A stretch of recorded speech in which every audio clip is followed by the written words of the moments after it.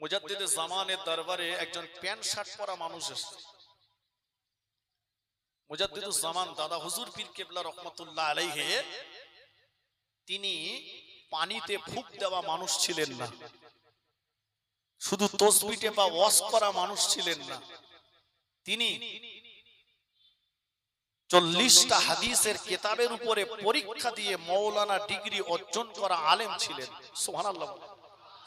মুজাদ্দিদে জামানের বয়সটা যখন 9 বছর, সীতাপুর মাদ্রাসাতে পড়তেন, তখন মুজাদ্দিদে জামানকে খোদ রাসূলুল্লাহ রুহানি হালতে নিজে বায়াত করেছিলেন। একটু জোরে হবে না? মুজাদ্দিদুজ জামানের বয়সটা যখন 9 বছর, রুহানি হালতে মুজাদ্দিদে জামানকে বায়াত করেছিলেন হযরত আবু বকর সিদ্দিক রাদিয়াল্লাহু আনহু।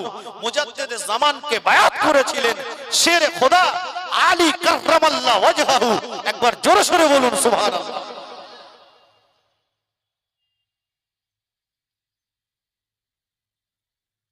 তিনি দাঁড়াচ্ছেন একটা প্যান্ট শার্ট পরা মানুষকে দেখে। তো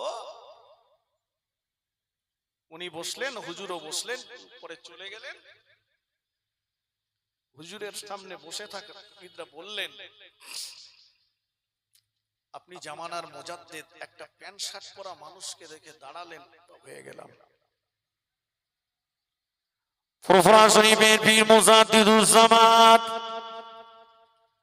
কুতুবুল আলাম আমিরুশ শরিয়াত আলা হযরত দাদা হুজুর পীর কেবলা রহমাতুল্লাহ আলাইহি বলেছিলেন, ও আমার খলিফা, ও আমার মুরিদ, শোনো বাবা, আমি আবু বকর কোন প্যান্ট শার্ট পরা মানুষকে দেখে দাঁড়াইনি, কোন প্যান্ট শার্ট পরা মানুষকে দেখে সম্মান করিনি। বাবা, তোমরা কি ওনাকে চেনো? তোমরা কি ওনার সম্পর্কে জানো? না হুজুর, চিনি না। না হুজুর, জানি না। মুজাদ্দিদুজ জামান বলেছিলেন, ও আমার মুরিদ, ও আমার খলিফা, শুনে রাখো, উনি অন্য কেউ নন, উনি হলেন গাউসুল আযম মাহবুবে সুবহানী হযরত বড় পীর আব্দুল কাদের জিলানী রহমাতুল্লাহ আলাইহির বংশধর। আমি আবু বকর, আমি আমার দিব্য চোখে দেখতে পাচ্ছি না, সুদূর মক্কা শরীফ থেকে গাউসুল আযম বড় পীর সাহেব হুজুর রহমাতুল্লাহ আলাইহি কবরের ভিতর থেকে মাথাটা উঁচু করে করে বারবার ফুরফুরা শরীফের জমিনের দিকে চেয়ে চেয়ে দেখছিল। আমার আওলাদ গিয়েছে মুজাদ্দিদে জামানের দরবারে, আমার আওলাদ গিয়েছে আবু বকরের দরবারে, আমার আওলাদের সঙ্গে আবু বকর কেমন ব্যবহার করে। ও আমার মুরিদ, ও আমার খলিফা, শুনে রাখো বাবা, আমি প্যান্ট শার্ট পরা মানুষকে দেখে দাঁড়াইনি, আমি গাউসুল আযম বড় পীর সাহেবের আওলাদকে দেখে দাঁড়িয়েছি।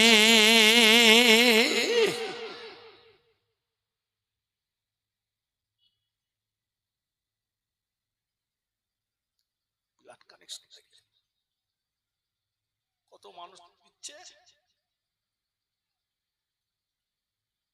দিল্লির জমিনে, রাস্তার ধারে দাঁড়িয়ে একটা পাগল বলছে, আমাকে 2টো রুটি দে, তা নাহলে দিল্লি উল্টে দেবো। জীবনতলা বাজারে দাঁড়িয়ে কেউ যদি বলে 2টো রুটি দে, তাহলে জীবনতলা উল্টে দেবো, কেউ রুটি দেবে? আল্লাহর ওলি হযরত নিজামউদ্দিন আউলিয়া রহমাতুল্লাহ আলাইহি পালকিতে করে যাচ্ছে। পালকির পেয়ারাদেরকে বললেন, এই পালকি নামাও নামাও নামাও নামাও। এই পাগলটার এত বড় স্পর্ধা কে দিয়েছে? ও বলছে, আমাকে 2টো রুটি দে, তা নাহলে দিল্লি উল্টে দেবো। আল্লাহর ওলিদের আল্লাহ পাক চোখ কটা দিয়েছেন? কথা বলেন, 3টে চোখ, কিন্তু 3টে। আমরা পড়িনি ধারাপাতে, 1 চন্দ্র, 2 পক্ষ, 3 নেত্র, চোখ, অন্তঃচোখ।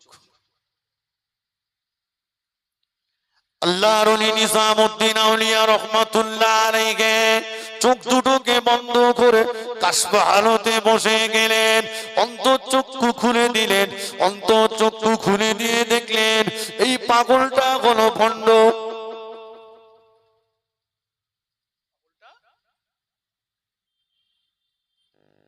ও মায়েরা, আল্লাহর আলী নিজামুদ্দিন আউলিয়া রহমাতুল্লাহ আলাইহি আবার চক্ষু খুলে দিয়ে চোখ বন্ধ করে বসে গেলেন। ওই পাগলের আব্বার হালতটা দেখছেন, দেখতে পেলেন ওর আব্বাও হলো ভণ্ড। আল্লাহর ওলি নিজামুদ্দিন আউলিয়া রহমাতুল্লাহ আলাইহি চোখ দুটো বন্ধ করে অন্তঃচক্ষু খুলে দিয়ে কাশফ হালতে বসে যে দাদুর হালতটা দেখছেন, সেখানেও দেখলেন খুব একটা ভালো অবস্থা না। আল্লাহর ওলি আবার চোখ দুটো বন্ধ করলেন, অন্তঃচক্ষু খুলে দিয়ে কাশফ হালতে বসে গেলেন।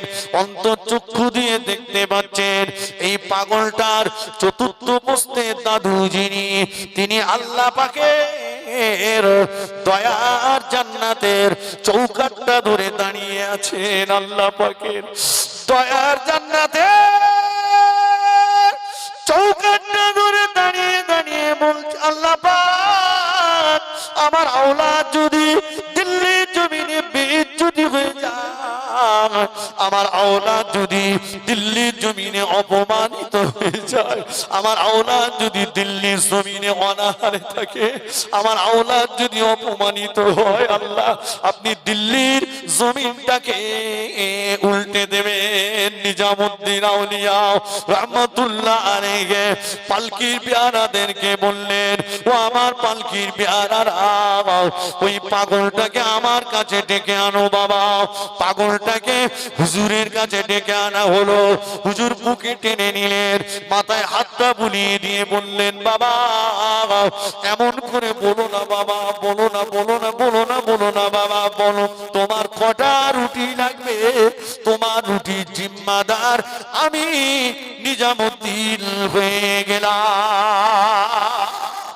জোরে বলে তো আদম আলাইহিস সালাম দুনিয়া জমিনে যখন এসেছিলেন, নবী আদম আলাইহিস সালামের গায়ে জান্নাতি কিছু লতা পাতা জড়িয়েছিল। ও নওজওয়ানেরা, যুবকেরা শুনে রাখো, সেজন্য আল্লাহ পাক নিয়ামত দিয়েছেন ভারতবর্ষের জমিনে যত দামি দামি মূল্যবান সুগন্ধিময় গাছ পাওয়া যায়, পৃথিবীর অন্য কোন দেশে এত দামি মূল্যবান গাছ পাওয়া যায় না। আর একটু জোরে বলেন সুবহানাল্লাহ। আব্বাজান আদম আলাইহিস সালামের একটা পদস্খলন, আল্লাহ পাক বলেছিলেন, লা তাকরাবা হাযিহিস শাজারা ফাতাকুনা মিনাজ জালিমিন। আদম আলাইহিস সালাম শয়তানের বশবর্তী হয়ে একটা পদস্খলন হয়েছিল। 300 মতান্তরে 350 বছর ধরে আমাদের আব্বাজান আল্লাহ পাকের কাছে কেঁদেছিলেন। আদম আলাইহিস সালামের কান্না আসমান জমিন মুখরিত হয়ে গিয়েছিল, আল্লাহর ফেরেশতারা মুখরিত হয়ে গিয়েছিল। আল্লাহ পাকের ফেরেশতা জিবরাইল আমিন আলাইহিস সালাম আল্লাহ পাক নবী আদমের কান্না সহ্য করতে পারি না। আল্লাহ নবী আদমের চোখে পানি সহ্য করতে পারি না। আল্লাহ ও মুলার আমিন, আল্লাহ পাক আপনি যদি অনুমতি দেন, নবী আদমকে আমি একটু সান্ত্বনা দেব। আল্লাহ পাক বললেন, চলে যাও জিবরাইল, আমার নবী আদমকে সান্ত্বনা দাও। জিবরাইল আমিন আলাইহিস সালামের অবতরণ হলো এই ভারতবর্ষের জমিনে। জিবরাইল আমিন আলাইহিস সালাম আমাদের আদি পিতাকে সান্ত্বনা দিচ্ছেন। আল্লাহু আকবার, আল্লাহু আকবার, আল্লাহু আকবার, আল্লাহু আকবার। আশহাদু আল্লা ইলাহা ইল্লাল্লাহ আশহাদু আল্লা ইলাহা ইল্লাল্লাহ আশহাদু আন্না মুহাম্মাদার রাসূলুল্লাহ। আমরা আযানে যে ধ্বনিটা ব্যবহার করি, এই ধ্বনিটা ভারতবর্ষের জমিনে সর্বপ্রথম তুলেছিল আল্লাহ পাকের ফেরেশতা জিবরাইল আমিন আলাইহিস সালাম। ও ভাইয়েরা, এজন্য গোটা ভারতবর্ষের মুসলিম বিদ্বেষীরা এরা যদি কিয়ামত পর্যন্ত চেষ্টা করে ভারতবর্ষের জমিন থেকে আযান বন্ধ করা যাবে না।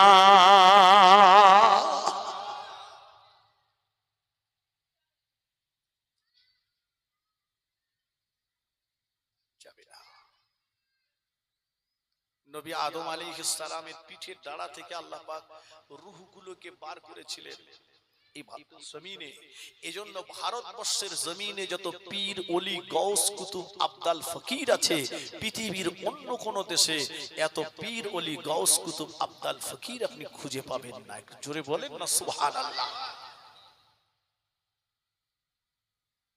আজকে আমাদের দেখে মনে হচ্ছে আমরা হরিদাস পাল। কি গো খোকা,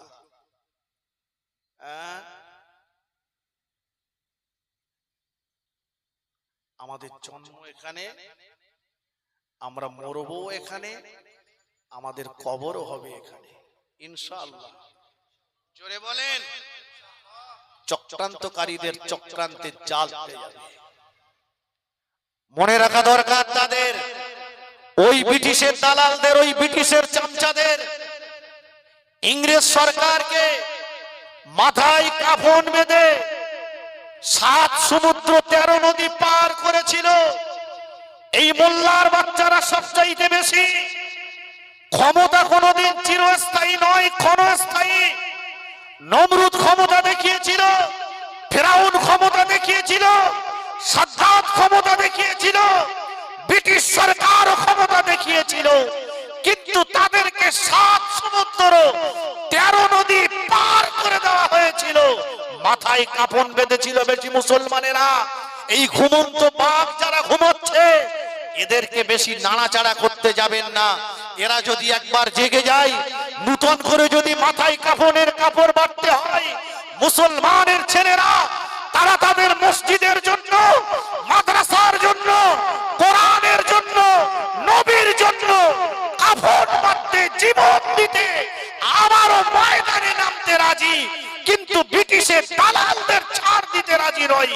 ইনশাআল্লাহ আগামীতে দিন আসছে, এরা আবারও দরকার হলে পুনরায় কাফন বেঁধে ব্রিটিশের দালালদের 7 সমুদ্র 13 নদী পার করে ছাড়বে ইনশাআল্লাহ। আমরা অশান্তি চাই না, আমরা ধৈর্য ধরতে শিখেছি।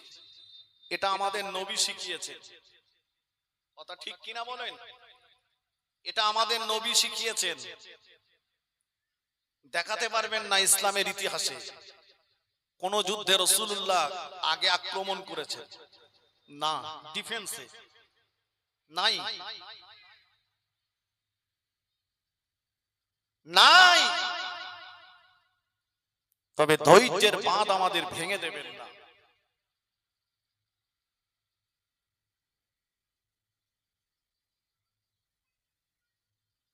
আমরা হিন্দু, মুসলমান, শিখ, ইসাই, দলিত, আদিবাসী আমরা মিলেমিশে বসবাস করতে চাই। এটা আমাদের নবীর শিক্ষা, আমাদের মাযহাবের ইমামের শিক্ষা।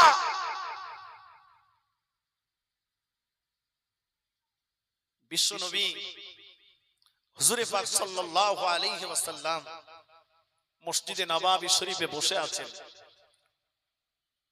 কয়েকজন সাহাবী এসে বললেন, ইয়া রাসূলুল্লাহ, মদিনার বাজারের মুখে একটা ইহুদি অন্ধ ভিখারি ভিক্ষা করছে আর আপনাকে গাল দিচ্ছে।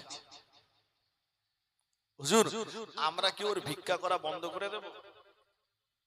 রাসূলুল্লাহ ধমক দিলেন, ও সাহাবীরা, আমাকে গাল দিচ্ছে তো তোমরা ভিক্ষা করা বন্ধ করবে কেন? সুবহানাল্লাহ, একটু জোরে হবে না? এখন বলছে দোকানের ঝাঁপ নামাও, তুমি আমার দলে ছিলে না, কথা বোঝেননি? যেন ওর বাবার 14 পুরুষের জায়গা। হ্যাঁ, টুপি মাথায় দেওয়া যাবে না, নামাজ পড়া যাবে না, কেন? এটা কি তোমার বাবার 14 পুরুষের জায়গা?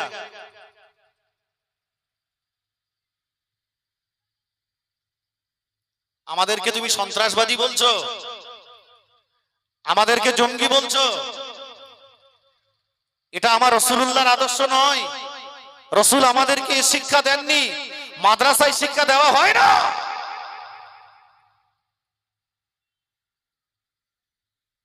দেখান একটা মাদ্রাসা, একটা মাদ্রাসা দেখান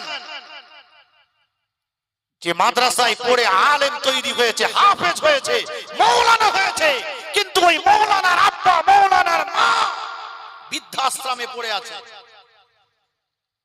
চ্যালেঞ্জ, পারবেন না। কিন্তু আমি শত শত নয় হাজার হাজার ডাক্তার, মাস্টার, উকিল, ব্যারিস্টার, ইঞ্জিনিয়ারকে দেখিয়ে দেব লেখাপড়া শিখেছে, চাকরি বাকরি করছে, অথচ বাপ মা বৃদ্ধাশ্রমে পড়ে আছে। এই কথা ঠিক কিনা বলেন? মাদ্রাসা ওই শিক্ষা দেয় মা বাপের সেবা করো। রাসূল ওই শিক্ষা দিয়েছে, ইন্নাল জান্নাতা তাহতা আকদামি উম্মাহাতিকুম। হে ছেলেরা, তোমাদের জান্নাত হচ্ছে তোমাদের জনম দুঃখিনী মায়ের পায়ের তলায়।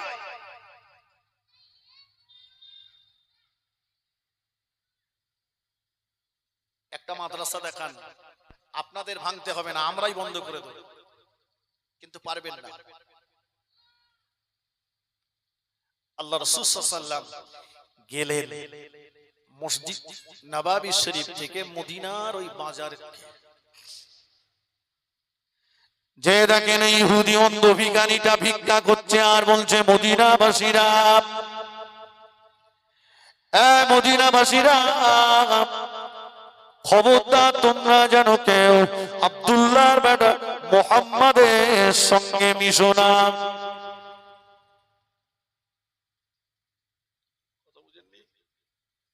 খবরদার যাস নে, যাস নে, এদিকে আয়। ও মদিনাবাসীরা, খবরদার তোমরা যেন কেউ আব্দুল্লাহর বেটা মুহাম্মাদের পাল্লায় পড়ে তোমাদের জীবনটাকে নষ্ট করে দিও না। আব্দুল্লাহর বেটা মুহাম্মাদের পাল্লায় পড়ে তোমরা যেন ইসলাম গ্রহণ করো না। মুহাম্মদ বড় দুষ্টু ছেলে, মুহাম্মদ হলো পাগল, মুহাম্মদ হলো মূর্খ, মুহাম্মদ হলো জাদুকর। খবরদার তোমরা যেন কেউ মুহাম্মাদের সঙ্গে মিশো না। দয়ার নবী এ কথাগুলো নিজে কানে শুনে মুস্কি মুস্কি মুস্কি মুস্কি হাসতে লাগলেন। আল্লাহ নবী সোজা বাড়িতে চলে আসলেন। আম্মা জান আয়েশা সিদ্দিকা রাদিয়াল্লাহু তাআলা আনহাকে ডেকে বললেন, ও আমার বিবি আয়েশা, ঘরে কি কি খাওয়ার কিছু আছে? আম্মা জান বললেন, ইয়া রাসূলুল্লাহ, অল্প কিছু খেজুর আর কিছু জবের আটা আছে। রাসূলুল্লাহ বললেন, তাও। রাসূল ওই জবের আটার খেজুরটা নিয়ে একসঙ্গে মিক্সড করে নরম করে খাবার তৈরি করলেন। সুবহানাল্লাহ, জোরে হয় না?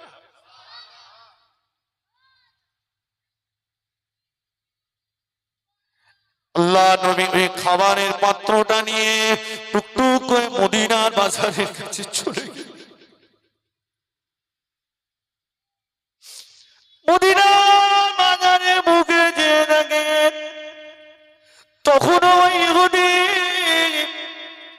অন্ধ ভিখারিটা দাঁড়িয়ে দাঁড়িয়ে ভিক্ষা করছে আর আমার নবীকে গাল দিচ্ছে, আমার নবীর নামে ছোট মোটা কথা বলছে।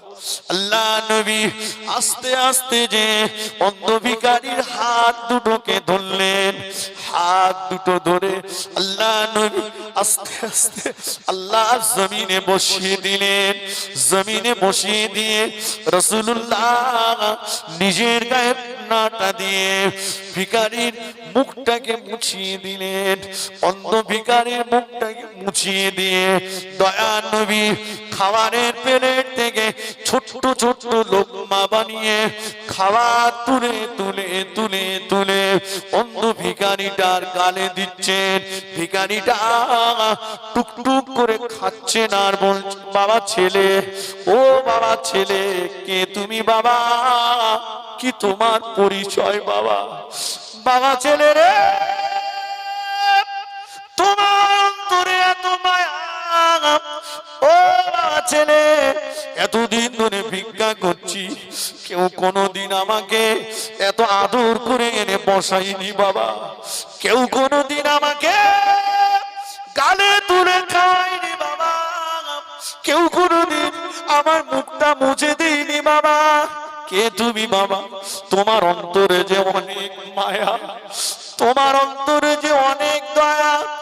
বাবা ছেলে, কি পরিচয় তোমার একটা আমার বর্ণনা। দয়ার নবী আমার জবান দিয়ে কোনো কথা বার করেন না। অন্ধ ইহুদি ভিখারিটা বলছে, বাবা ছেলে, তোমার অন্তরে অনেক মায়া। শোনো বাবা, জীবনেও কোনোদিন তুমি যেন আব্দুল্লাহর বেটা মুহাম্মাদের পাল্লায় পড়ে যেও না। বাবা ছেলে রে, জীবনেও কোনোদিন যেন আব্দুল্লাহর বেটা মুহাম্মাদের পাল্লায় পড়ে তোমার জীবনটাকে নষ্ট করে দিও না। মুহাম্মাদের পাল্লায় পড়ে কোনোদিন যেন ইসলাম গ্রহণ করো না। মুহাম্মদ বড় দুষ্টু ছেলে, মুহাম্মাদের সঙ্গে মিশো না। মুহাম্মাদের আল্লাহ নবী করার লোক খুঁজে পেল না, তাই মুহাম্মদকে নবী বানিয়েছে। মুহাম্মাদের আল্লাহ মুহাম্মদকে নবী না বানিয়ে তোমাকে যদি নবী বানাতো, মানুষ বড় উপকৃত হয়ে যেত। জোরে বলেন না সুবহানাল্লাহ।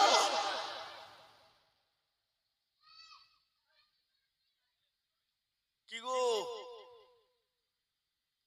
তেলের দাম বেড়েছে না কমেছে?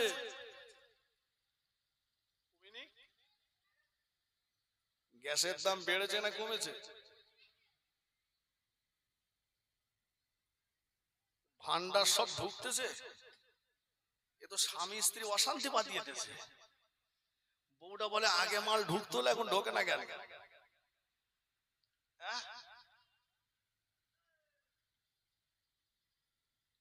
আবার কি বলছে, বলছে খোকা আমার ঘরটায় পানি পড়ে, একটা ত্রিপল, আমার বাড়ি এই পাশে, ও দুতলা বাড়ি, ও দেখলাম দুটো ত্রিপল নিয়ে যাচ্ছে, তা খোকা আমার ঘর ভাঙা, আমার একটা দিলি হতো না? বলে চাচা তুই মাথা ঠোক,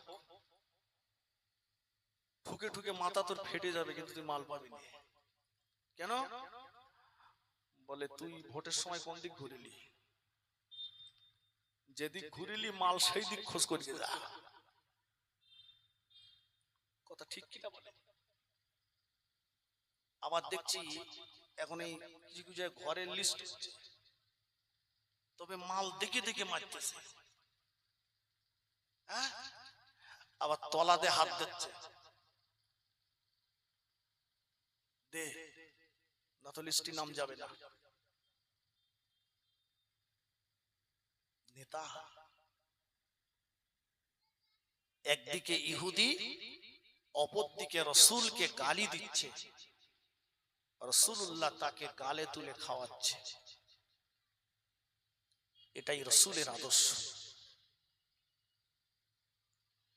আল্লাহ নবী যতদিন হায়াতে ছিলেন, প্রতিদিন মদিনার বাজারে যে ওই অন্ধ ভিখারিটাকে আমার রাসূলুল্লাহ খানা খাইয়ে আসতেন। রাসূলুল্লাহ ইন্তেকাল করেছেন, কিন্তু মদিনার অন্ধ ভিখারিটা বেঁচে আছে। হযরত আবু বকর সিদ্দিক রাদিয়াল্লাহু তাআলা আনহু মদিনার খলিফা হয়ে গেলেন।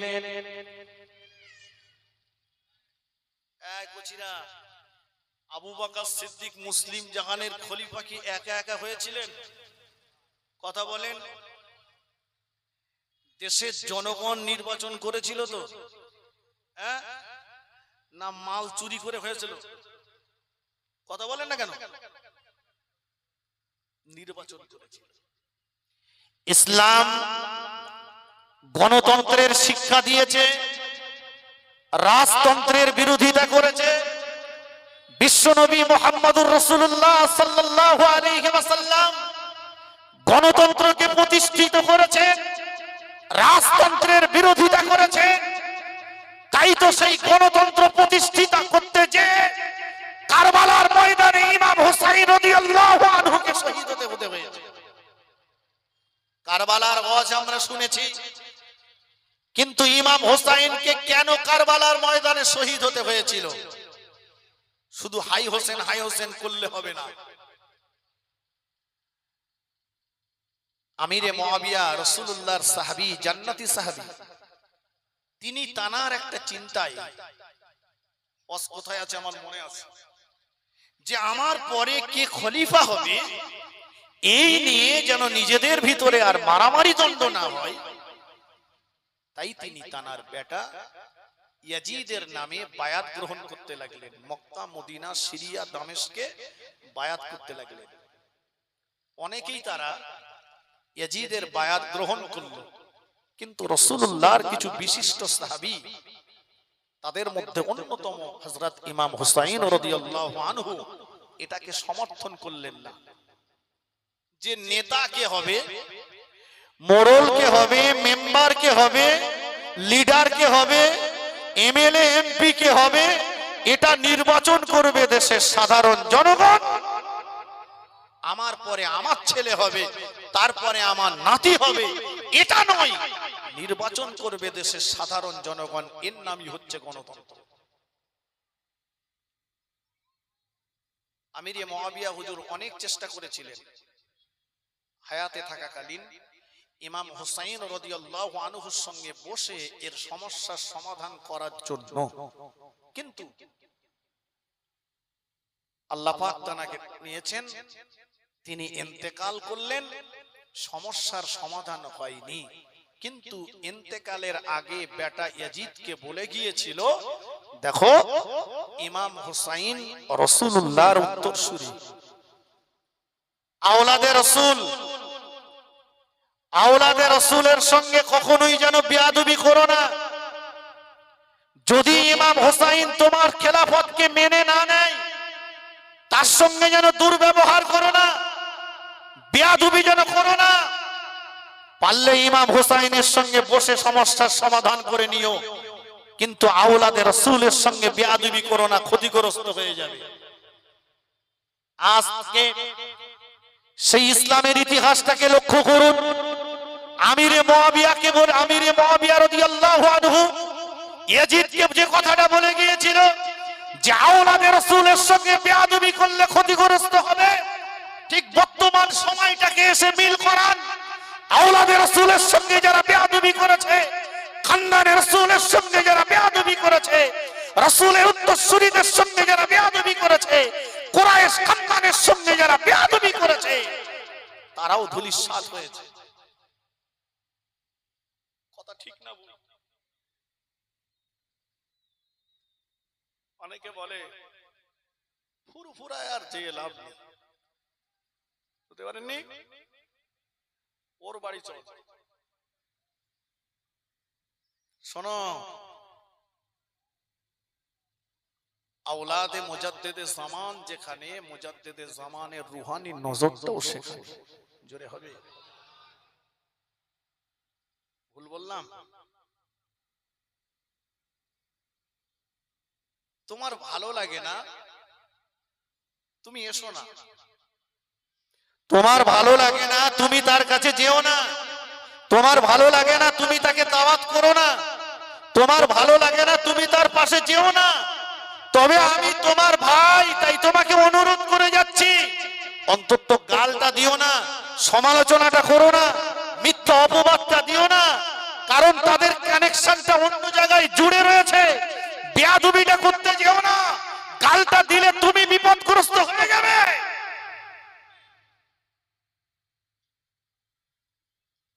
আমি অজ ভুলে যাইনি, মনে আছে কোথা থেকে কোথায় এসেছি।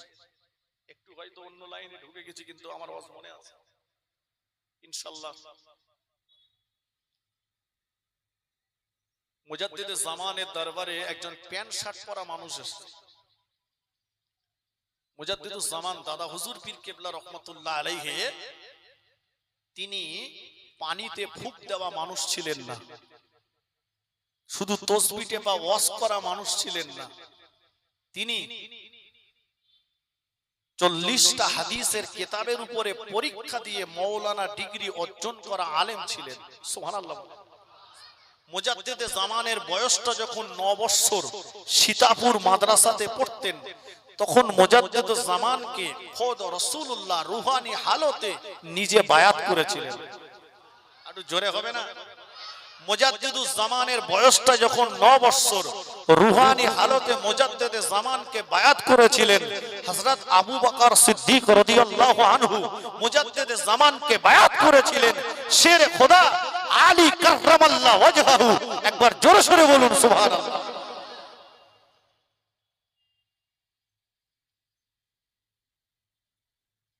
তিনি দাঁড়াচ্ছেন একটা প্যান্ট শার্ট পরা মানুষকে দেখে। তো উনি বসলেন, হুজুরও বসলেন, পরে চলে গেলেন। হুজুরের সামনে বসে থাকা বললেন, আপনি জামানার মুজাদ্দিদ, একটা প্যান্ট শার্ট পরা মানুষকে দেখে দাঁড়ালেন, হয়ে গেলাম। ফুরফুরা শরীফের পীর মুজাদ্দিদুজ জামান কুতুবুল আলাম আমিরুশ শরিয়াত আলা হযরত দাদা হুজুর পীর কেবলা রাহমাতুল্লাহ আলাইহি বলেছিলেন, ও আমার খলিফা, ও আমার মুরিদ, শোনো বাবা, আমি আবু বকর কোন প্যান্ট শার্ট পরা মানুষকে দেখে দাঁড়াইনি, কোন প্যান্ট শার্ট পরা মানুষকে দেখে সম্মান করিনি। বাবা, তোমরা কি ওনাকে চেনো? তোমরা কি ওনার সম্পর্কে জানো? না হুজুর, চিনি না। না হুজুর, জানি না। মুজাদ্দিদুজ জামান বলেছিলেন, ও আমার মুরিদ, ও আমার খলিফা, শুনে রাখো, উনি অন্য কেউ নন, উনি হলেন গাউসুল আযম মাহবুবে সুবহানী হযরত বড় পীর আব্দুল কাদের জিলানী রাহমাতুল্লাহ আলাইহির বংশধর। আমি আবু বকর, আমি আমার দিব্য চোখে দেখতে পাচ্ছি না, সুদূর বাগদাদ শরীফ থেকে গাউসুল আযম বড় পীর সাহেব হুজুর রাহমাতুল্লাহ আলাইহি কবরের ভিতর থেকে মাথাটা উঁচু করে করে বারবার ফুরফুরা শরীফের জমিনের দিকে চেয়ে চেয়ে দেখছিল। আমার আওলাদ গিয়েছে মুজাদ্দিদ জামানের দরবারে, আমার আওলাদ গিয়েছে আবু বকরের দরবারে, আমার আওলাদের সঙ্গে আবু বকর কেমন ব্যবহার করে। ও আমার মুরিদ, ও আমার খলিফা, শুনে রাখো বাবা, আমি প্যান্ট শার্ট পরা মানুষকে দেখে দাঁড়াইনি, আমি গাউসুল আযম বড় পীর সাহেবের আওলাদকে দেখে দাঁড়িয়েছি।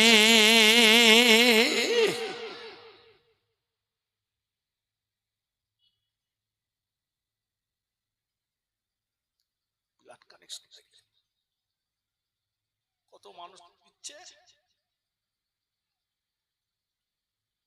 দিল্লির জমিনে, রাস্তার ধারে দাঁড়িয়ে একটা পাগল বলছে, আমাকে 2টো রুটি দে, তা নাহলে দিল্লি উল্টে দেবো।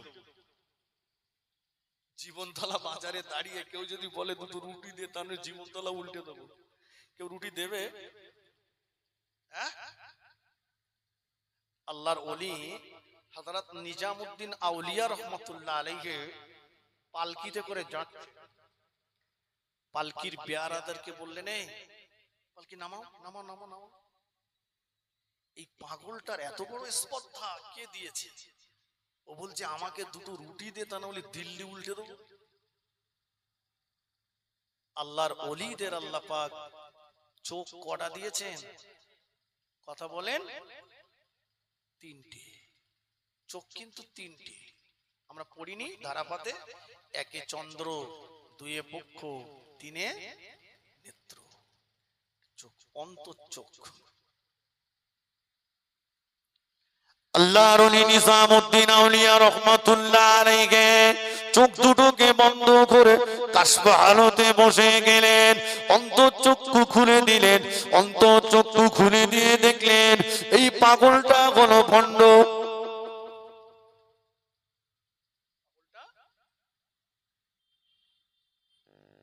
ও মায়েরা, আল্লাহর ওলি নিজামুদ্দিন আউলিয়া রহমাতুল্লাহ আলাইহি আবার চক্ষু খুলে দিয়ে চোখ বন্ধ করে বসে গেলেন। ওই পাগলের আব্বার হালতটা দেখছেন, দেখতে পেলেন ওর আব্বাও হলো ভণ্ড। আল্লাহর ওলি নিজামুদ্দিন আউলিয়া রহমাতুল্লাহ আলাইহি চোখ দুটো বন্ধ করে অন্তঃচক্ষু খুলে দিয়ে কাশফ হালতে বসে যে দাদুর হালতটা দেখছেন, সেখানেও দেখলেন খুব একটা ভালো অবস্থা না। আল্লাহর ওলি আবার চোখ দুটো বন্ধ করলেন, অন্তঃচক্ষু খুলে দিয়ে কাশফ হালতে বসে গেলেন। অন্তঃচক্ষু দিয়ে দেখতে পাচ্ছেন এই পাগলটার চতুর্থ পোস্তের দাদু যিনি, তিনি আল্লাহ পাকের দয়ার জান্নাতের চৌকাঠটা ধরে দাঁড়িয়ে আছেন। আল্লাহ পাকের দয়ার জান্নাতের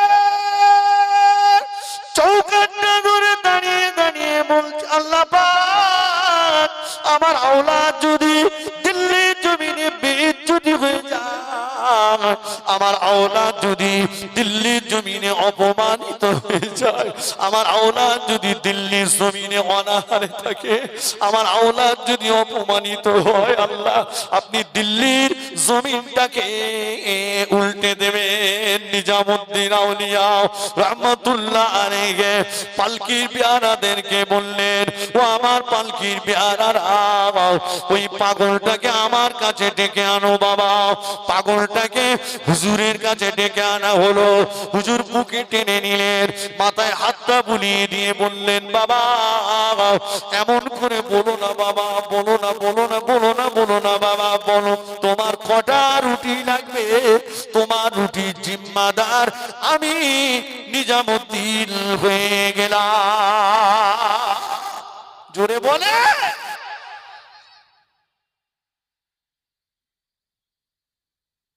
কি গো, পাগল দেখে ঠাট্টা যারা করেছো তাদের অবস্থা কোথায় দেখো। ভালো লাগে না যেও নি, কিন্তু গাল দিও না, করো না। চলুন, মনে আছে আমার, আওলাদে রাসূলের সঙ্গে বেয়াদবি করো না, কথা বলছিলাম। কিন্তু হযরত ইমাম হুসাইন রাদিয়াল্লাহু আনহু তিনি 150 এর অধিক চিঠি পেয়েছিলেন। তিনি যখন কাপসিয়া নামক একটা জায়গাতে চলে গেলেন, 1000 সৈন্য চলে আসলো, 1000 মানুষ চলে আসলো হোর বিন ইয়াজিদের নেতৃত্বে। সামনে হাজির, দাঁড়ান, কোথায় যাবেন? বলছে আমি ইয়াজিদের কাছে যাব। হবে না। কেন? বলছে ইয়াজিদের কাছে যেতে গেলে কুফার গভর্নর ওবাইদুল্লাহ ইবনে জিয়াদের কাছে বায়াত হতে হবে। ইয়াজিদের নামে আগে বায়াত করতে হবে, তারপরে যাওয়া, তার নাম নয়। হযরত ইমাম হুসাইন রাদিয়াল্লাহু আনহু কুফাবাসীদের 150 অধিক চিঠি পাওয়ার পরে তিনি যখন কুফায় যাওয়ার সিদ্ধান্ত নিয়েছিলেন, রাসূলুল্লাহর অনেক সাহাবীরা বলেছিল, না আপনি কুফায় যাবেন না, কুফার মানুষের চরিত্র ভালো না, এরা মুনাফিকি করে। হযরত ইমাম হুসাইন রাদিয়াল্লাহু আনহু সিদ্ধান্তে অনড় ছিলেন, কিন্তু সর্বপ্রান্তে আলোচনায় সিদ্ধান্তে চাচাতো ভাই মুসলিম বিন আকিলকে কুফার পরিস্থিতি জানার জন্য পাঠানো হয়েছিল। চাচাতো ভাই মুসলিম বিন আকিল কুফার জমিনে যখন গেলেন, কুফার মসজিদে দাঁড়িয়ে 12,000 মানুষ মুসলিম বিন আকিলের হাতে হাত দিয়ে হযরত ইমাম হুসাইন রাদিয়াল্লাহু আনহুর নামে বায়াত গ্রহণ করেছিলেন। কথা মনে রাখবেন, কত মানুষ বলেছি? কত মানুষ? 12,000। তখন ফোন ছিল না, মুসলিম বিন আকিল আপ্লুত হয়ে সঙ্গে সঙ্গে একটা চিঠি লিখে ইমাম হোসাইনকে উদ্দেশ্য করে পাঠিয়ে দিলেন যে কুফার মানুষ আপনার পক্ষে আছে, আপনি চলে আসুন।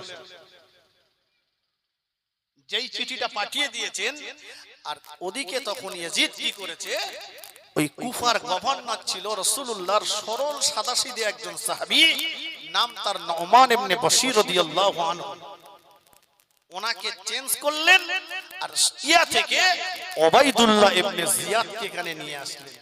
দেখবেন থানার যে পুলিশটা, থানার যে অফিসারটা নিরপেক্ষ তদন্ত করতে চায়, যে সবাইকে নিয়ে মিলেমিশে শান্তির বসবাস করার জায়গা করে দিতে চায়, যাদের স্বার্থে ঘা পড়ে তারা চেষ্টা করে ওই অফিসারটাকে ট্রান্সফার করার।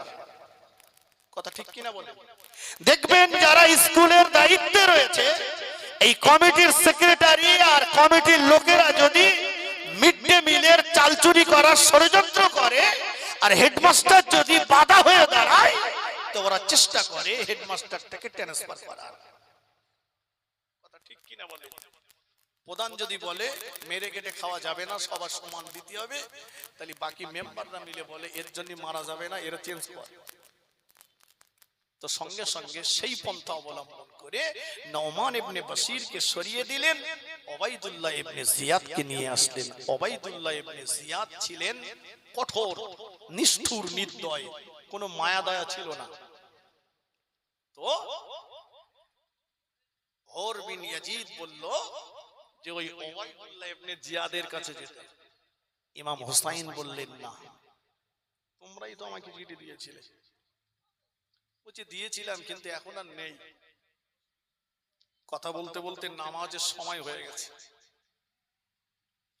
হযরত ইমাম হুসাইন রাদিয়াল্লাহু তাআলা আনহু বললেন, আসরের নামাজের সময় হয়ে গিয়েছে, নামাজ আদায় করব। তোমরা কি নামাজ আদায় করবে? তারাও বলল, বাবা আমরাও নামাজ আদায় করব। হযরত ইমাম হুসাইন রাদিয়াল্লাহু তাআলা আনহু বলেছিলেন, তোমরা আমাদের সঙ্গে নামাজ পড়বে না আলাদা করে নামাজ পড়বে? ওরা বলেছিল, না না, আমরা আলাদা করে নামাজ পড়ব না, একই জামাতে নামাজ পড়ব। ইমাম হুসাইন রাদিয়াল্লাহু তাআলা আনহু বলেছিল,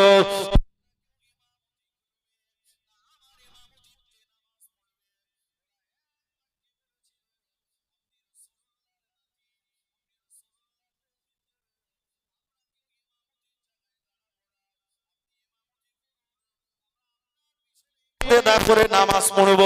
হযরত ইমাম হুসাইন রাদিয়াল্লাহু তাআলা আনহু ইমামতির জায়গায় দাঁড়িয়ে গেলেন। ওরা হুজুরের পিছনে ইক্তেদা করে নামাজ পড়ল। নামাজের পরে ইমাম হুসাইন রাদিয়াল্লাহু আনহু বললেন, এ হুর বিন ইয়াজিদ, আমাকে তোমরা ওবাইদুল্লাহ ইবনে জিয়াদের কাছে নিয়ে যেতে পারবে না? বলল, তাহলে আমরা আপনাকে ইয়াজিদের কাছেও যেতে দেব না।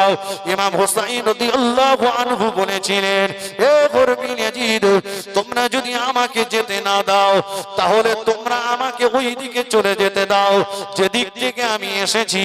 আমি চলে যাব মদিনার জমিনে চলে যাব, আমার নানা ভাইয়ের মাজার মুকাদ্দাসের কাছে, আমার নানাজির মাজার মুকাদ্দাসের কাছে দাঁড়িয়ে আমার নানাজিকে সালাম দিয়ে বলবো, ও আমার নানা ভাই, পারলাম না আপনার গণতন্ত্রকে বাঁচাতে, পারলাম না আপনার গণতন্ত্রকে টিকিয়ে রাখতে, পারলাম না আপনার গণতন্ত্রকে টিকাতে। নানা ভাই, কিয়ামতের ময়দানে আমি ইমাম হোসাইনকে যেন আসামির কাঠগড়ায় দাঁড় করাবেন না।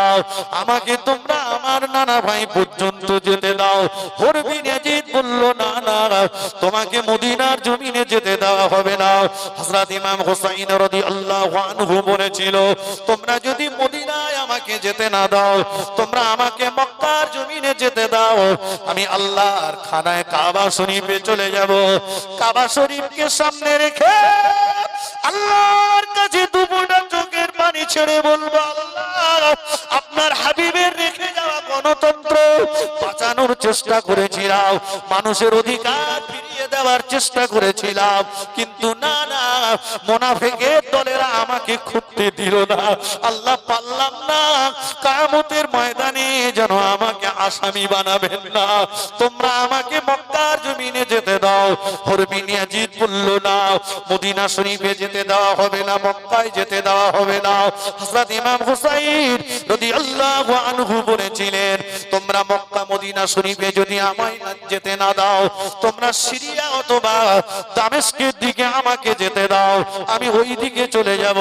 ওরা বলল না না, ওই দিকেও আপনাকে যেতে দেওয়া হবে না, আপনাকে ওবাইদুল্লাহ ইবনে জিয়াদের কাছে যেতে হবে। হযরত ইমাম হুসাইন রাদিয়াল্লাহু আনহু ওই সময় সিংহের বাচ্চা, সিংহের মতো গর্জন করে বলেছিল, এ হরবিন ইয়াজিদ শুনে রেখে দে, আমার আব্বা জানের পরিচয়, আমার আব্বার নাম হলো আসাদুল্লাহিল গনিম, আল্লাহ পাকের পীর বিজয়ী সিংহ, আমি হলাম তার বেটা। আমার আম্মার পরিচয় শুনে রেখে দে।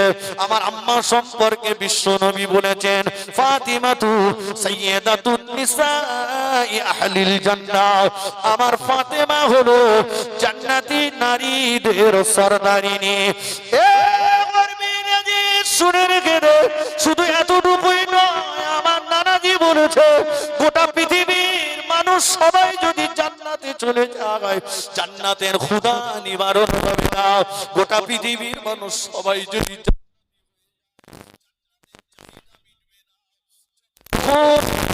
মানুষ আল্লাহ দয়ার জান্নাতে না যাবে, আল্লাহ দয়ার জান্নাতের ক্ষুধা মিটবে না, আল্লাহ দয়ার জান্নাতের ক্ষুধা নিবারণ হবে না। তার ভিতরে আমার আব্বা জান হযরত আলী রাদিয়াল্লাহু আনহু যতক্ষণ আল্লাহর দয়ার জান্নাতে না যাবে,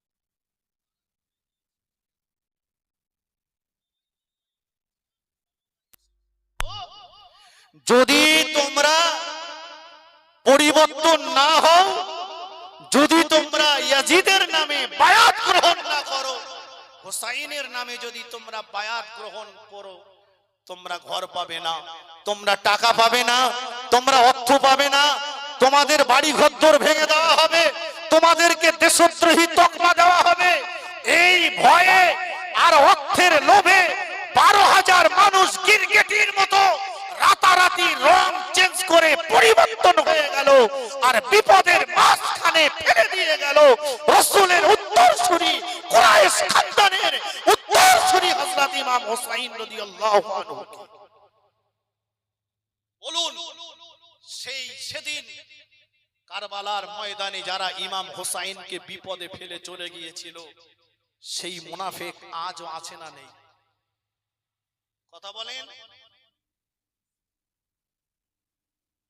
এরাও ক্রিকেটের মতো অর্থের লোভে, স্বার্থের লোভে, নিজের গদি বাঁচাতে, নিজের ব্যবসা বাঁচাতে, নিজের ঝাড়া মালগুলো বাঁচাতে ইচ্ছে মতো চরিত্র পরিবর্তন করে বেঈমানের সঙ্গে হাত মেলাতে, গাদ্দারদের সঙ্গে হাত মেলাতে, ইসলামের দুশমনদের সঙ্গে হাত মেলাতে এদেরও দ্বিধাবোধ নেই। কথা ঠিক কিনা বলেন? তার জ্বলন্ত প্রমাণ কিছু কুলাঙ্গার, যাদের জন্মের বই লক্ষণ রয়েছে সোশ্যাল মিডিয়াতে এসে, যারা আমাদেরকে নিয়ে বাজে বাজে কমেন্ট করছে। এরা নাম মুসলমান কিন্তু কামে বেঈমান। নিজেদের স্বার্থ সিদ্ধি মাল কিছু ছেড়ে রেখেছে, এখন যে কোনো একদিক যেতে হবে না তো মাল তো হাতছাড়া হয়ে যাবে। মনে রাখবেন, এরা কিন্তু ওই জাত, এদের থেকে সাবধান, এরা যে কোনো মুহূর্তে বিপদে ফেলে দিয়ে পালাবে। আর হোসাইনি মুসলমান যারা, হযরত ইমাম হুসাইন বলেছিল, না, জীবন চলে যাবে কিন্তু ওই চার সন্তানের কাছে যাব না। যাইনি। 2 তারিখ থেকে 9 তারিখ 2 তারিখ থেকে 9 তারিখ চিঠি আদান প্রদান হলো, বসাবসি করতে দেয়নি মুনাফিকেরা। সর্বশেষ কারবালার ময়দানে যুদ্ধ করাতে বাধ্য করা হয়েছিল ইমাম হুসাইন রাদিয়াল্লাহু আনহুকে। রাসূলের পরিবারের জন্য ফোরাত নদীর পানিও বন্ধ করে দেওয়া হয়েছিল।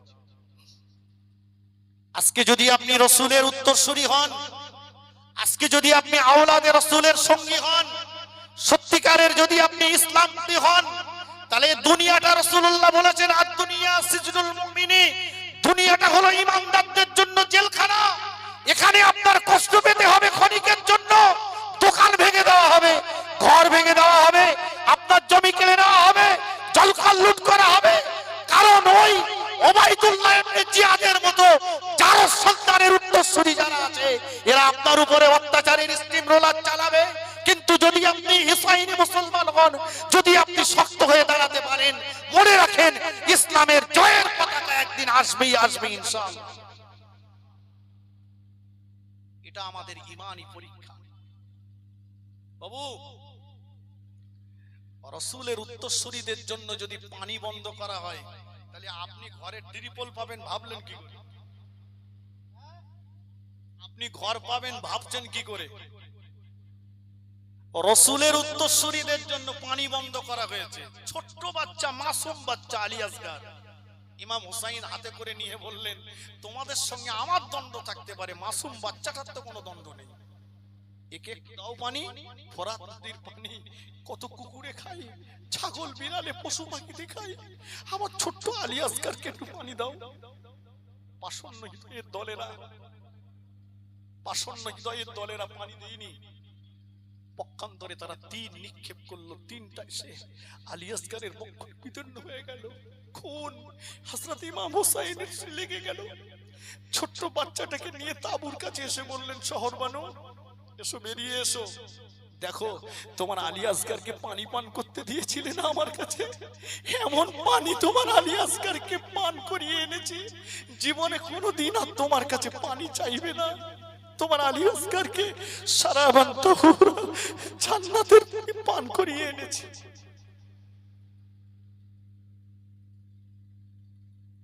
ছোট্ট বাচ্চাটাকে তীর মেরেছে। আজও দেখুন, ১৫০০ বছর আগে রাসূলুল্লাহ হাদিস পাকে বলেছেন, সায়াতিজ জামানুন আলা উম্মতি তাকুনু কুলুবুহুম কাকুলুবিজ জিয়াব। রাসূল বলেছেন, খুব শীঘ্রই আমার উম্মতের ভিতরে এমন একটা সময় আসবে, যে সময়ে মানুষের অন্তরগুলো হবে হিংস্র জন্তুর ন্যায়। সুন্দরবনের জঙ্গলের নেকড়ে বাঘ, রয়্যাল বেঙ্গল টাইগার, ও মানুষ পেলি ছেড়ে দেবে নাকি? এই কথা বলেন না কেন? গাছের আড়ালে ওত পেতে বসে আছে মা হরিণ, মনের আনন্দে দুটো বাচ্চাকে নিয়ে খেয়ে বেড়াচ্ছে। হরিণের লক্ষ্য নেই বাঘের দিকে, কিন্তু বাঘের লক্ষ্য হরিণের দিকে। আর বাঘের একটা স্বভাব হলো, শিকার যতক্ষণ আয়ত্তের ভিতরে না আসে ও লাভ যায় না। ঠিক এসে গেছে, এক লাফ দিয়ে মা হরিণটাকে ধরে তার ঘাটটাকে মটকে দিল, বুকটাকে ফেড়ে কলিজাটা টেনে বার করলো। সুন্দরবনের জঙ্গলে বাস করা এই চার পেয়ে জানোয়ারটা কি একবারও ভেবেছে মা হরিণটাকে যদি মারি বাচ্চা দুটোর অবস্থা কি হবে? কথা বলেন না। সুন্দরবনের জঙ্গলে বাস করা চার পেয়ে জানোয়ারটা যেমন ভাবিনি, আমাদের এই মানব সমাজে, আমাদের এই জীবনতলা এরিয়াতে এমনও কিছু মানুষরূপী জানোয়ার রয়েছে, যারা দুনিয়াবি স্বার্থে, রাজনৈতিক স্বার্থে, সামাজিক স্বার্থে কত মায়ের কোল খালি করেছে, কত বিবিকে বিধবা বানিয়েছে, কত বাচ্চাকে এতিম করেছে। এরাও ভাবিনি সুন্দরবনের জঙ্গলের জানোয়ার আর এই জীবন চলার দুপে মানুষ, দুটোর ভিতরে কোনো পার্থক্য নাই। আছে কোনো পার্থক্য নেই। এই কথাটা আমার কথা নয়, রাসূলুল্লাহর কথা। রাসূল বলেছেন, তাকুনু কুলুবুহুম কাকুলুবিজ জিয়াব।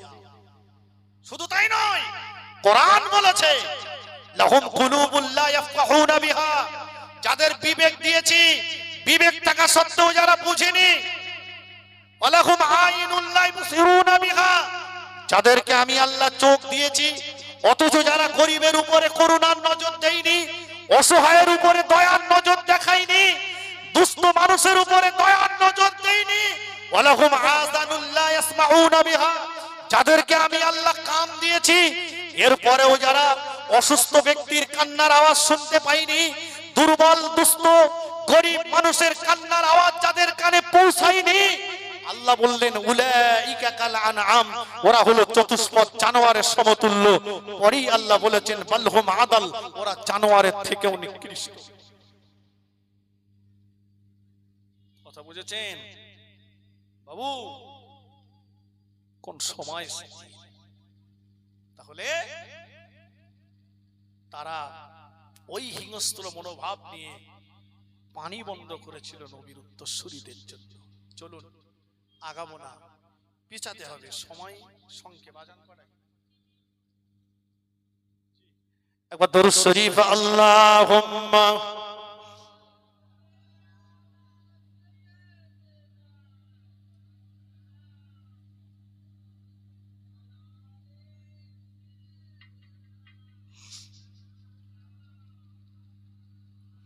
को मोहब्बत अल्लाहुम्मा सल्ले अला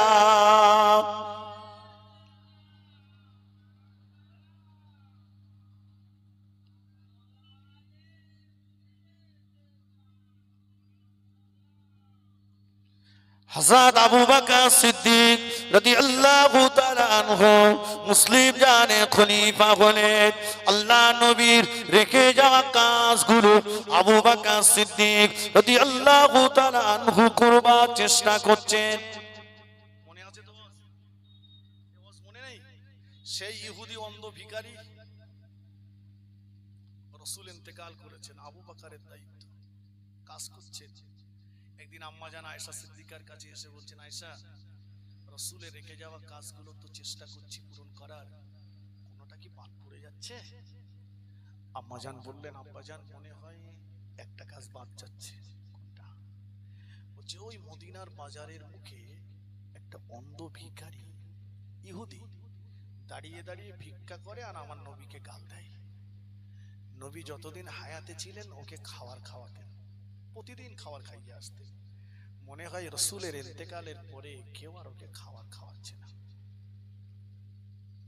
হযরত আবু বকর সিদ্দীক রাদিয়াল্লাহু তাআলা আনহু এ কথা শুনবার পরে হযরত আবু বকর সিদ্দীক নিজে হাতে করে নরম করে খাবার তৈরি করলেন।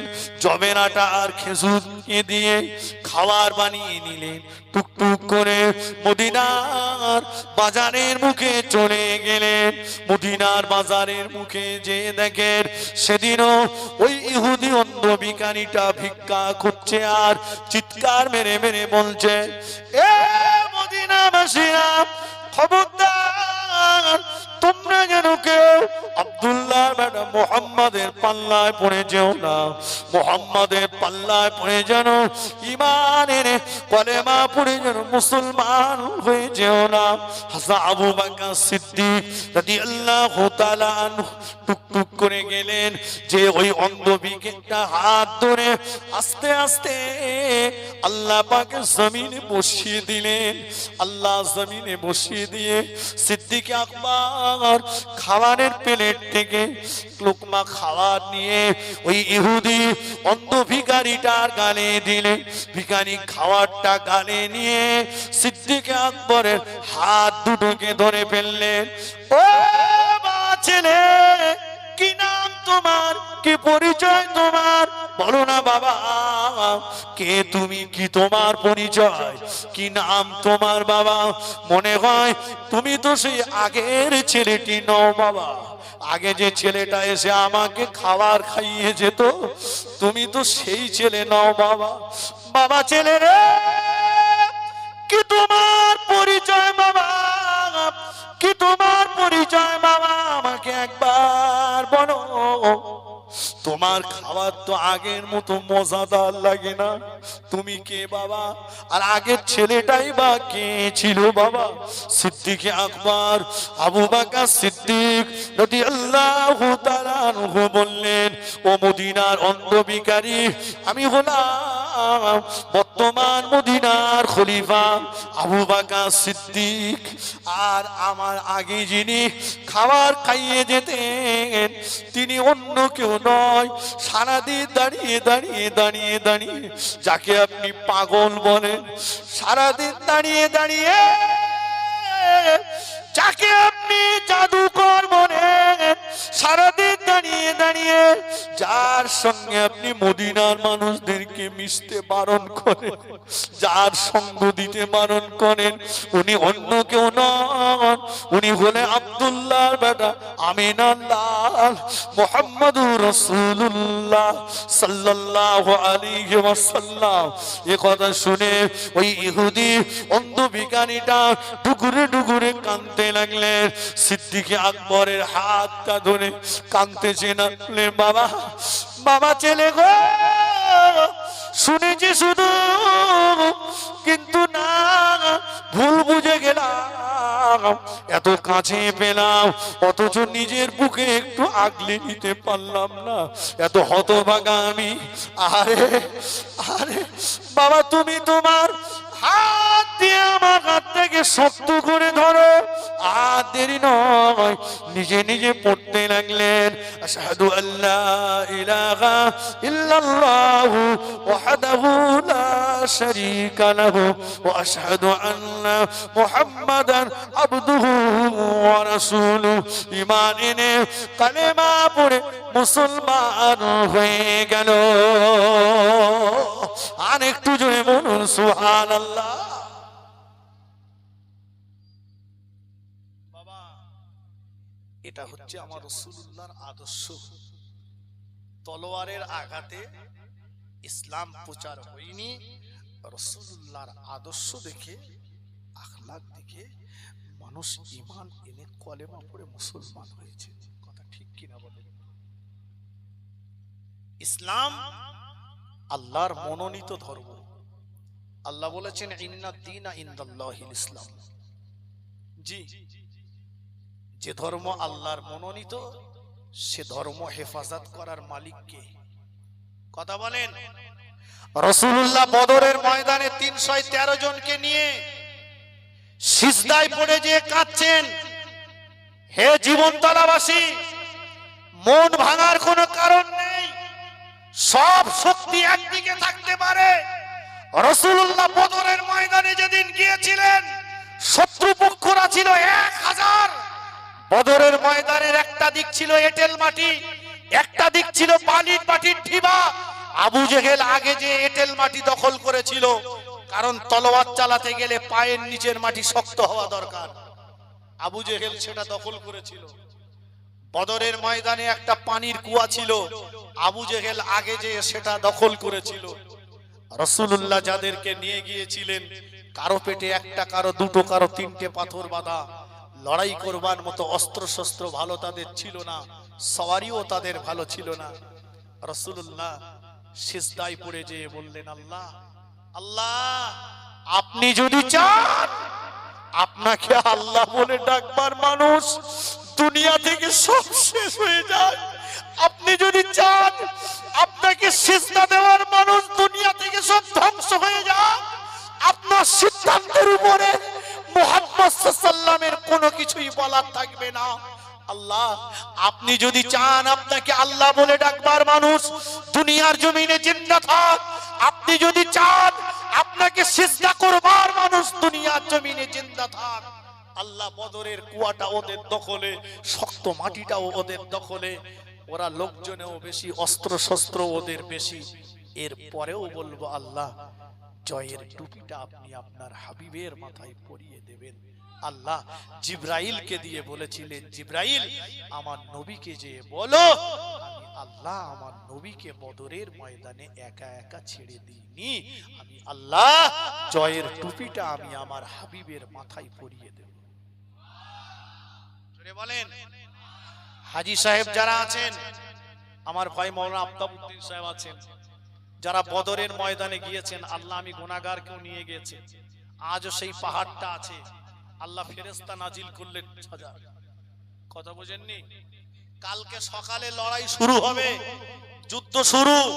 আর আজকে রাত্রে বেলা মুষলধারে শুরু হয়েছে পানি। রাসূলুল্লাহ বললেন, সাহাবীরা, আবু জেহেল বদরের কুয়া দখল করেছে, আমার আল্লাহর রহমতের কুয়া আল্লাহ তোমাদের জন্য খুলে দিয়েছে, তোমরা পানি মজুদ করো। আর কি হলো, ওরা আগে এঁটেল মাটি দখল করেছিল, পানি পড়েছে আর স্লিপ হয়েছে, কাদা হয়েছে, পা দিচ্ছে পা দাঁড়ায় না, সরে যাচ্ছে। আর বালিতে পানি পড়েছে, বালি জ্যাম হয়েছে। আল্লাহ নবীর সাহাবীদের কদমকে মজবুত করে দিলেন। ওই যুদ্ধে রাসূলের সাহাবীরা বীর বিক্রমে যুদ্ধ করলেন, 70টা কাফেরকে টেনে এনে মসজিদে নববীর খুঁটিতে বেঁধে ফেলেছিলেন। জোরে বলে। তবে শোনেন, ওই যুদ্ধে যে 70টাকে টেনে এনে খুঁটিতে বাঁধা হয়েছে, রাসূল পাক সাল্লাল্লাহু আলাইহি ওয়াসাল্লাম আম্মাজান আয়েশা সিদ্দিকা রাদিয়াল্লাহু আনহার ঘরে আরাম করতে গেছেন, কিন্তু রাসূল ঘুমাচ্ছেন না, ঘুম আসছে না। সাহাবীরা বললেন, আম্মাজান বললেন, ইয়া রাসূলুল্লাহ, আল্লাহ তো জয় দিয়েছে, কিন্তু আপনি ঘুমাচ্ছেন না কেন? রাসূল বললেন, আমার না ঘুম আসছে না। কেন? বলল, আমার সাহাবীরা যে 70টাকে টেনে এনে বেঁধেছে, ওর ভিতরে আমার চাচা রয়েছে। কে আছে বললাম? একটু জোরে বলেন। আমাদের কিছু চাচাও বলো, অন্য কিছু ঢুকে রয়েছে বলো, বুঝতে পারনি? আমাদের কিছু চাচা, ওই আরামবাগের এক চাচা, ওই এই দিকের এক চাচা, আমি ওর নাম নিতে চাইনি, বুঝতে পারেননি? এরা ঢুকে রয়েছে। জি। তো সাহাবীরা বললেন, ইয়া রাসূলুল্লাহ, চাচার বাঁধনটাকে একটু ঢিলা করে দেবো। বলছে, আমার